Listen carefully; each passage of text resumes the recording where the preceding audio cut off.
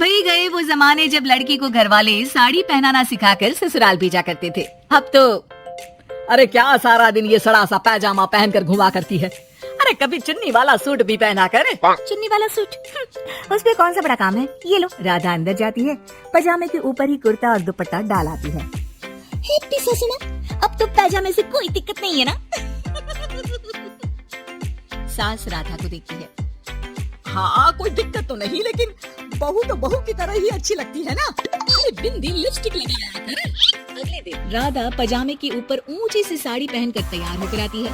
सासू माँ, चाय ले लीजिए। अरे राधा, ये क्या झोकर बनी हुई है। अरे साड़ी के नीचे से पजामा दिख रहा है। अरे तो कोई बात नहीं है ना सासू माँ, आप ही को तो बहू ऐसी चाहिए थी ना, बहू जैसी। और मैं क्या करती। तभी वहाँ श्याम आ जाता है। अरे राधा, माँ के कहने का मतलब है कि साड़ी मतलब सिर्फ साड़ी। आप भी ना पागल हो गए क्या। सिर्फ साड़ी तो सत्यम शिवम सुंदरम की जिन्नत अमान ने पहनी थी। अरे लोग देखते तो थे जी भर भर के, लेकिन आंखें बंद करके। कैसी बातें कर रहे हैं आप। अरे मोहल्ले वाले क्या कहेंगे ना। अरे बस बस श्याम, तो चुप हो जा। ये औरतों के बीच में मत बोला कर। वैसे भी तेरी बीवी को पढ़ाई लिखाई की सिवा आता क्या है। कल को सिर्फ साड़ी पहनकर निकल आई ना बाबा ना, हंगामा हो जाएगा। अरे बहू, वो कहना ये चाह रहा था कि नीचे ये तू जो पजामा सजा लेती है ना, वो नहीं पहनना है ना। राधा सास की बात सुनकर परेशान सी हो जाती है। वो समझ नहीं पाती कि उसे क्या करना है। मैं कैसे इन लोगों को समझाऊं कि मैंने बचपन से ही सिर्फ पैजामे ही पहने। मेरी शादी के दिन भी लहंगे के नीचे पजामा ही तो था। अरे किसी को पजामे से क्या दिक्कत हो सकती है। क्या करूं मैं। राधा रोने लगती है, जिसे उसका पति देख लेता है। अरे अरे मेरी प्यारी राधा, रो क्यों रही हो। अच्छा चलो, शाम को तुम्हें घुमाने लेकर चलता हूँ। और इतना ही नहीं, मैं तुम्हें शॉपिंग भी करवाऊंगा। राधा ये सुनकर खुश हो जाती है। ओह, आइसक्रीम के साथ शॉपिंग। वाओ, मैं भी लिस्ट बना लेती हूँ कि क्या क्या लेना है मुझे। बस फिर क्या था, राधा बैठ जाती है लिस्ट बनाने। माँ देख, तेरी सारी समस्या का मैंने समाधान कर दिया। अरे ऐसा क्या कर दिया, पजामे वाली को छोड़ दिया क्या तूने। अरे कैसी बात कर रही हो माँ, पजामे वाली नहीं, राधा नाम है उसका। तभी डोरबेल बजती है और पड़ोस की चाची घर आती है। उनके हाथ में एक पजामा होता है। अरे मैंने सोचा कि ये कपड़ा सड़क पर गिरा था, किसी ने सुखाने डाला होगा। अब ना ये पेटीकोट जैसा था, ना ही पतलून जैसा। तभी मैं समझ गई ये राधा बहू का पजामा होगा। तो पहनती है ना ये। अरे चाहे पार्टी वेयर हो या फिर घर का कपड़ा, तुम्हारे बेटे की शादी के एल्बम देख रही थी, बहू ने तो लहंगे के नीचे भी पजामा पहना था। ठीक है चाची, दे दिया ना पजामा। अब पजामा पुराण मत सुनाओ, चली जाओ। चाचा जी के खांसने की आवाज आ रही है, जाकर पानी दे आओ उन्हें। अरे हाँ हाँ, जोरू का गुलाम जा रही हूँ मैं। चाची के जाने के बाद अरे अड़ोस पड़ोस वालों को बोलकर क्या फायदा होगा बेटा, अब तो घर मशहूर हो जाना ही है पजामे वाली बहू के नाम से। तभी वहाँ ससुर आ जाते हैं। अरे वो पीछे वाले घर के शर्मा जी ने तो घर के पोस्टल एड्रेस में यही लिखना शुरू कर दिया है, पजामे वाली बहू के घर के पीछे गली नंबर 7। अरे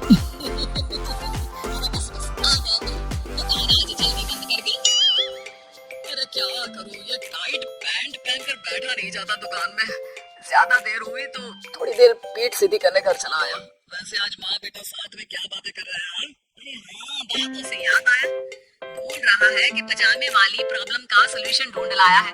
जरा बता दो बेटा, क्या समाधान निकाला है। वो मैं ना माँ आज राधा को शॉपिंग के लिए ले जा रहा हूँ। अरे बेटा क्या बात है, कितनी अच्छी बात है। हाँ माँ, इतना ही नहीं, वो तो पूरी लिस्ट तैयार कर रही है कि वो क्या क्या खरीदेगी। जब इतना खरीदेगी तो कुछ अलग तो पहनेगी ही ना। उधर राधा बाजार जाने के लिए पजामा टी शर्ट पहनकर तैयार हो जाती है। चलिए जी, मुझे काफी सामान लेना है। पति श्याम उसे बाजार ले जाता है, जहाँ राधा एक नहीं दो नहीं बल्कि 12 पजामे खरीदती है, वो भी अलग अलग रंगों के। और वो सारे पजामे लेकर घर आ जाती है। अरे आ गई बहू रानी, क्या लेकर आई हो। पिताजी ये देखिए, आपके लिए ये पजामा लेकर आई हूँ, प्योर खादी का है। पैंट लुक में इसे आप दुकान में भी पहन कर जा सकते हैं। और खुद के लिए ये 12 पजामे, हर रंग हर प्रिंट के।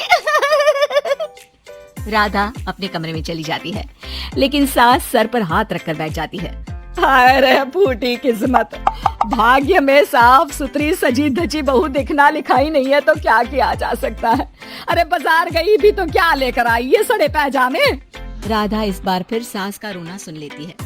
मैं क्या करूं भगवान, साड़ी में डर लगता है कि कहीं फंस कर गिर न जाऊं। माँ जी को पजामे से नफरत है, लेकिन एक अच्छी बहू होने के नाते मैं अपना पहनावा माँ जी के लिए जरूर बदलने की कोशिश करूंगी। हाँ भगवान जी। अगले दिन राधा बिना पजामे वाली साड़ी पहनकर सास के पास खड़ी हो जाती है। हाय रे, सूरज आज कहाँ से निकला है। अरे राधा बहू ने साड़ी पहनी है, वो भी पजामे के बिना। अरे वाह वाह बहू, तू तो राजकुमारी लग रही है। अरे लेकिन एक जगह खड़ी क्यों है? वो माँ जी इसलिए कि मैं गिर सकती हूँ। अरे हाँ जी, हमने तो 4 तल्ले के मकान को एक कर रखा था, ऊपर नीचे सारा घर संभाला था, वो भी साड़ी में। अरे कैसे गिरेगी तू, मैं भी तो देखती हूँ। जा छत से कपड़े लेकर आ। ना माँ जी, मुझसे नहीं होगा, मैं गिर जाऊंगी साड़ी में फंसकर। लेकिन सास नहीं मानती और राधा को साड़ी पहनकर छत पर जाना पड़ता है। लेकिन जैसे ही वो सारे सूखे कपड़े लेकर उतर रही होती है तो सीढ़ियों से गिर जाती है। फिर क्या? ओह, इनको काफी गहरी चोट आई है। लगता नहीं कि नहीं डॉक्टर साहब, ऐसा मत बोलिए। अरे सारी गलती मेरी है डॉक्टर साहब, मेरी बहू को बचा लीजिए। अरे हाँ, वो बच जाएंगे, लेकिन चोट भरने में देर लगेगी। धीरे धीरे राधा ठीक हो जाती है और एक दिन जब पहली बार वो ठीक होकर कमरे से बाहर निकलती है तो देखती है कि सास ससुर पति सब पैजामे पहनकर खड़े होते हैं। देखा बहू, कैसा लग रहा है ये पैजामा? ऐसे बहू सही में ये बड़ा कंफर्टेबल है। हाँ, अरे अब तो इसे पहनकर मैं इतने आराम से दुकान में बैठता हूँ कि कितने ही ग्राहक क्यों ना आ जाए, फटाफट काम होता है। मुझे माफ कर दीजिए माँ जी, मैं साड़ी पहनने की पूरी कोशिश करूंगी। अरे नहीं बहू, मुझे माफ कर दे। तूने घर के लिए मेरे लिए बहुत त्याग किया। बेटा इंसान पहनावे से नहीं बल्कि अपने कुशल व्यवहार से सबका प्यार पाता है। हमें तो अब बस पजामे वाली ही बहू चाहिए।